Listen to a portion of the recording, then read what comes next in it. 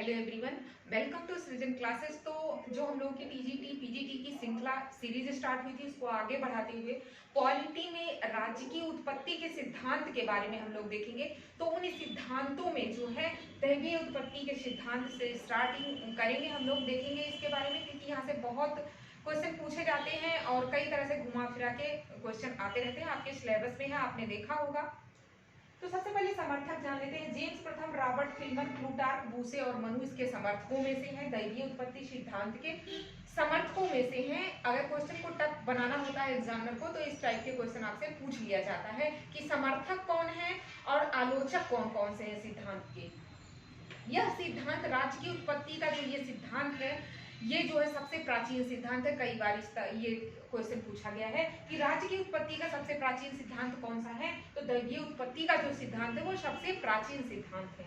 इस सिद्धांत की मान्यताएं जान लेते हैं। यह सिद्धांत कहता है कि राज्य जो है वो मानवीय कृति नहीं है, यानी कि इसको राज्य को मानव ने नहीं निर्माण किया है, नहीं बनाया है, बल्कि ये ईश्वरीय सृष्टि का परिणाम है। मतलब कि सारा श्रेय ईश्वर को देता है ये सिद्धांत। राज्य सत्ता ईश्वर के प्रति जिम्मेदार है। राज्य की सत्ता यानी कि जो राज्य की सरकार है वो ईश्वर के प्रति जिम्मेदार है, क्योंकि राज्य को किसने बनाया है, वो ईश्वर की कृति है, ईश्वर ने बनाया है। तो राज्य की जो सत्ता है वो ईश्वर के प्रति ही जिम्मेदार है। राजा जो राज्य सत्ता होती है वो पैतृक होती है। ये सिद्धांत कहता है कि जो राज्य की सत्ता है वो पैतृक होती है, यानी कि राजा का बेटा ही राजा बनेगा, ये सिद्धांत कहता है। अब क्योंकि इसके समर्थकों में जेम्स प्रथम भी है, तो जेम्स प्रथम ने कहा है कि राज्य सत्ता ईश्वरीय कृति है। राज्य सत्ता क्या है, ईश्वरीय कृति है, यानी कि ईश्वर की रचना है, ईश्वर ने बनाया है। तो राज्य और कानून दोनों से ऊपर है। राज्य और कानून से दोनों से ऊपर कौन है, राज्य की सत्ता यानी कि सरकार जो इसको चलाती है, गवर्न करती है, वो सबसे ऊपर है। राज्य और कानून दोनों से ऊपर है। इनकी एक बुक है, इसको याद रखेंगे, the true law of A free monarchy. The true law of A free monarchy, इसी में इन्होंने राज्य के बारे में डिटेल से बताया है। ये बुक भी याद रखेंगे आप। इनका स्टेटमेंट है कि राजा पृथ्वी पर ईश्वर की सजीव मूर्ति है। राजा पृथ्वी पर ईश्वर की सजीव मूर्ति है। किसने कहा है, जेम्स प्रथम ने कहा है।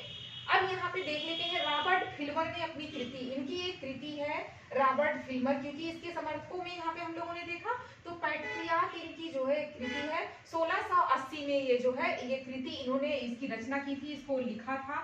तो इसमें इन्होंने तर्क दिया है कि ईश्वर ने आदम को पहला मनुष्य ही नहीं बनाया। ईश्वर ने आदम को, जैसे हम लोग कहते हैं कि बाबा आदम, तो आदम को पहला मनुष्य ही नहीं बनाया, बल्कि वह धरती पर को नहीं बनाया, बल्कि धरती पर वह पहला राजा भी था। और वर्तमान राजा, जो वर्तमान राजा है, वो उसी का क्या है, उत्तराधिकारी है। इस सिद्धांत के का वर्णन जो है महाभारत के शांति पर्व में भी मिलता है। दैवीय उत्पत्ति का सिद्धांत आपसे पूछा जा सकता है कि शांति पर्व में या कहाँ पे मिलता है, इस टाइप के क्वेश्चन आ सकते हैं। तो किसका दैवीय उत्पत्ति सिद्धांत का महाभारत के शांति पर्व में उल्लेख मिलता है। ऐसा कहा जाता है कि अराजकता से तंग आकर जो मनुष्य थे वो ईश्वर के पास गए, और जो ईश्वर थे, जो गॉड, जो भगवान थे, उन्होंने मनु को जो है राजा बना के पृथ्वी पर भेजा। मनु को दैवीय सिद्धांत की कुछ देन है, उसको जान लेते हैं। राज्य भक्ति और आज्ञा पालन का गुण सिखाया। इस सिद्धांत ने राज्य भक्ति और आज्ञा पालन का गुण सिखाया। राजनीतिक व्यवस्था को नैतिक बल प्रदान किया। इस सिद्धांत के द्वारा राजनीतिक व्यवस्था को नैतिक बल प्रदान किया है इस सिद्धांत ने। अब यहाँ पे देख लेते हैं थोड़ा सा, 18वीं सदी के अंत में इस सिद्धांत को अनैतिक, अनैतिहासिक, रूढ़िवादी मान करके इसकी आलोचना भी की गई। कभी कभी आलोचक भी पूछते हैं सिद्धांत के, तो इसकी आलोचना 18वीं सदी में की गई। और किसने किसने की थी, इसके प्रमुख आलोचकों में रिचर्ड हुकर गिलक्राइस्ट। तो ये रहा, आज हम लोगों ने दैवीय उत्पत्ति की सिद्धांत के बारे में देख लिया।